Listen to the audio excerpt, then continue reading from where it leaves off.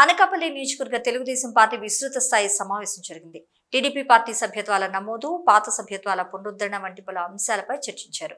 ముందుగా స్వర్గీయ శ్రీ నందమూరి తారక రామారావు విగ్రహానికి పూలమాలలు వేసి ఘననివాళులర్పించారు. రాష్ట్ర urban finance and infrastructure development corporation chairman, Anakapalli నియోజకవర్గ టీడీపీ ఇన్ఛార్జ్, మాజీ శాసనసభ్యులు పీలా గోవింద సత్యనారాయణ మాట్లాడుతూ పార్టీ సభ్యత్వం గల కార్యకర్తలకు ప్రమాద విమానం గౌరవ టీడీపీ జాతీయ అధ్యక్షులు నారా చంద్రబాబు నాయుడు 2 లక్షల రూపాయల నుంచి 5 లక్షలకు పెంచారంటూ గుర్తు చేశారు.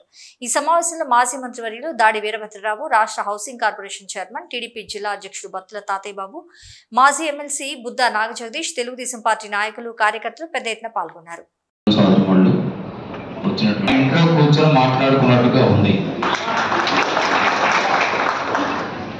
ఇలాంటి వాతావరణాన్ని తరచూ ఏర్పాటు చేయాల్సిందిగా మా గోవింద సత్యనారాయణ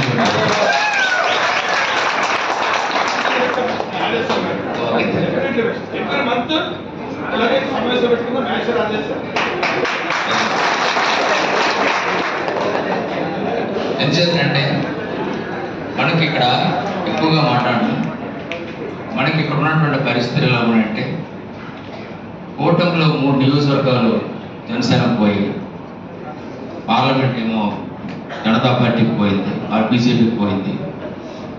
మనకి మిగిలినవి అనకాపల్లి వరకు వస్తే, అనకాపల్లి నియోజకవర్గాల వరకు వస్తే మనకి ఏ అధికారులు మిగలేదు, మనం తప్ప.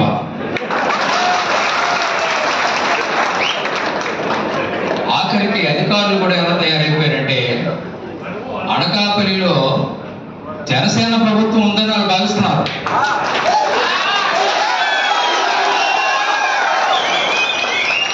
ఎంత దురదృష్టకరమైన విషయం ఇది. కూటమి ప్రభుత్వం, కూటమి ప్రభుత్వంలో తెలుగుదేశం పార్టీ ప్రధానమైనటువంటి పార్టీ. ఎవరైనా చంద్రబాబు నాయుడు గారి నాయకత్వంలో పనిచేయవలసిందే తప్ప వేరు కుంపట్లు పట్టడానికి వీల్లేదని మనం 1982 నుంచి ఎన్టీ రామారావు గారి పార్టీ పెట్టినప్పటి నుంచి కూడా పనిచేస్తున్నటువంటి కార్యకర్తలు, మీరు కానీ, మీ తల్లిదండ్రులు కానీ, మీ తాతలు కానీ అందరూ ఉన్నారు. అటువంటి గొప్ప పార్టీ. ఈ పార్టీలోంచి మనందరం కూడా ఇవాళ ఏమి ఆశించాము? ఒక రాక్షస ప్రభుత్వాన్ని దించేయాలి. ఆ రాక్షస ప్రభుత్వాన్ని దించేసి కూటమి ప్రభుత్వాన్ని ఏర్పాటు చేయాలి అని మన కష్టపడి పనిచేయడం జరిగింది. మన నియోజకవర్గంలో మరి గోవింద సత్యనారాయణకి సీటు రాకపోయినప్పటికీ మనందరం కూడా త్యాగం చేయడం జరిగింది. మీరు త్యాగం చేసి ఎవరికి సీట్ ఇచ్చినా సరే మనం పని చేయాలి. మన జయం ఒకటే, మీద ఉన్న వారు పోవాలి. మన ముఖ్యమంత్రి గారు చంద్రబాబు నాయుడు గారు రావాలంటే ఏకైక జయంతి మన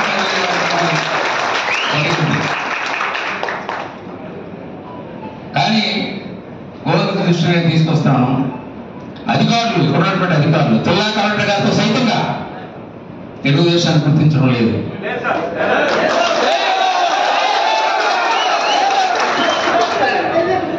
ఇటీవల నేను జిల్లా కలెక్టర్ గారిని 3 నెలల తర్వాత నేను కలిశాను. మొన్నే ఈ విషయాన్ని నేను ఆవిడకి చెప్పడం జరిగింది. నేరుగా చెప్పాను, కొన్ని విషయాలు కూడా చెప్పాను. వీరంతా కూడా ఇవాళ చూసినట్టయితే చంద్రబాబు నాయుడు గారి టార్గెట్ ఏంటి?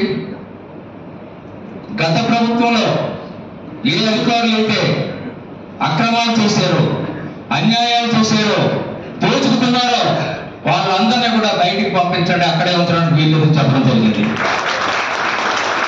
కానీ ఇక్కడ జరుగుతుంది ఏంటంటే, ఎవరైతే దోపిడీకి దారితీశారో, దోపిడీ చేసినటువంటి ప్రజాప్రతినిధులకు రక్షణగా నిలిచి వాళ్ళకు తోడుగా ఉండి వాళ్ళతో కుమ్మక్కైపోయి కొన్ని 100 కోట్లు సంపాదించినటువంటి అధికారులు ఇవ్వడానికి కూడా ఉన్నారు.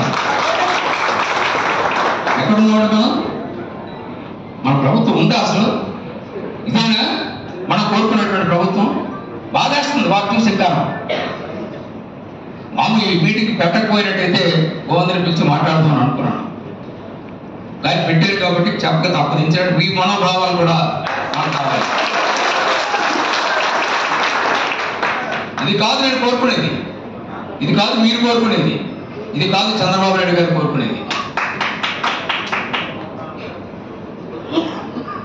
ఒక కోఆర్డినేషన్ కమిటీ కమిటీ ఏర్పాటు చేసి ఆ కోఆర్డినేషన్ కమిటీలో ఇంకా నేనే ఉంటాను, ఈ ప్రభుత్వం కూడా నేనే ఉంటానని వాడు అంటున్నాడంటే మనం మీరు సీరియస్గా తీసుకోవాల్సిన అవసరం ఉంది. ఏదనుకోండి, మీరు తహసీల్దార్ ఆఫీస్ దగ్గర నిరాహార చేసి పెట్టండి, నేను మొదటగా కూర్చుంటాను. మనం జరిగి తీరాలి. వాళ్ళు ఇక్కడ పనిచేయడానికి వీల్లేదు, వాళ్ళు తొలగించాలి, వాళ్ళ మీద ఎంక్వైరీలు పెట్టాలి, ఎంక్వైరీ పెట్టి వాళ్ళని సస్పెండ్ చేయాలి. ఇవాటి వరకు అది కూడా చేయలేనటువంటి పరిస్థితి.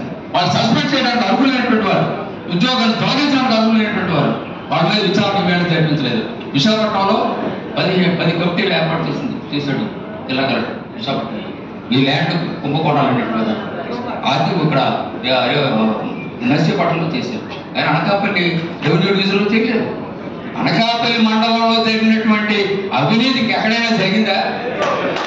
అలాగే కసికోట మండలం జరిగినటువంటి 600 ఎకరాల జరిగిందా? అందులో వాళ్ళన్నింటిలో భాగస్వామ్యం వాడు ఇక్కడ ఉన్నారు. ల్యాండ్ పూలింగ్ అన్నటువంటి పేరుతో మీకు 5 ఎకరాలు ఉన్నటువంటి భూమి వాడు వస్తే వాటి వారికి లేదా 3 ఎకరాలకి ఇస్తాను, 200 నాకు ఇచ్చేటాలని చెప్పినటువంటి అధికారులు ఇవాళ ఇక్కడ ఉన్నారు. కుమార్ ఆఫీసులో కొనసాగుతున్నారు. దయచేసి ఈ వేదికను ఉపయోగించుకున్నందుకు నన్ను క్షమించాలి. ఏంటంటే నాకు అధికారం లేదు కాబట్టి ఇలా చెప్పాల్సినటువంటి పరిస్థితి ఏర్పడింది. నాకే అధికారం ఉంటే మంచి కమలకు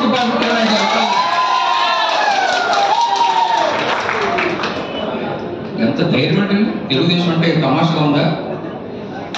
అనకాపల్లి అంటే భయపడేటువంటి అధికారులు ఈవేళ అనకాపల్లిని లోపల చేశారు. దాన్ని తిరిగి రెక్టిఫై చేయండి. దయచేసి మీ వెనకాల మేము అంతా ఉన్నామన్నది గుర్తించుకోండి.